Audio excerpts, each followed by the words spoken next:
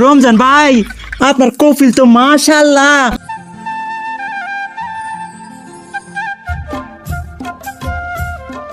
রমজান ভাই, 5 জনের কাম 2 জনে কেমনে করবাম সে কোনছে?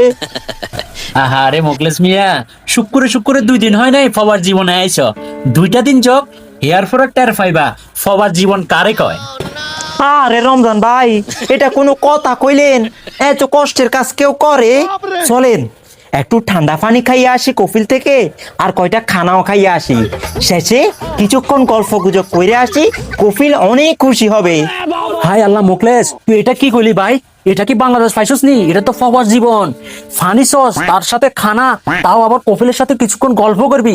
হাই আল্লাহ, তুই তো বাড়ির যাওয়ার রাস্তা বানতাছস। মোকলেস, কফিলে দেখার আগে তাড়াতাড়ি কাজে নাম, কাজ করে শেষ কর, নাইলে সারাদিন কাজ করাই বাড়ি যেতে সময় মুলাগা ধরা দিব।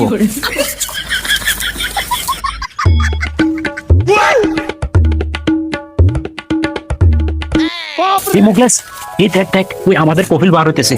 এটারই আমাদের কফিল।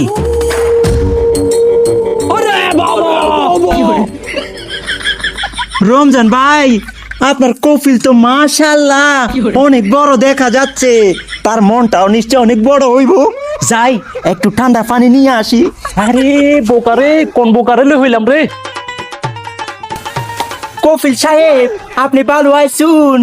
এরাই এত বড় সাহস, এত বড় গুদ্দা, কফিলটা জিগায় ভালো আছেন না?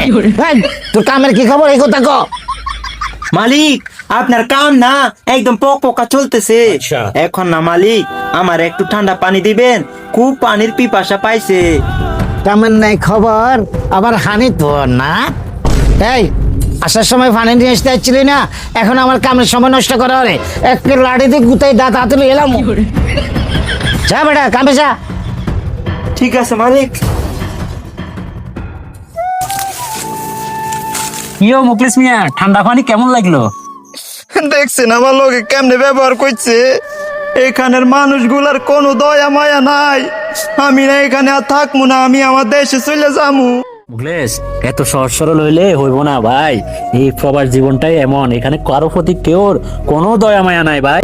একটু ধৈর্য ধর ভাই, একটু ধৈর্য। ভাই আমার না বাড়ি থেকে কল দিছে, ধর। আমি না এখনই বইলা দিব আমি এখানে আর থাকবো না, আমি চলে যাবো।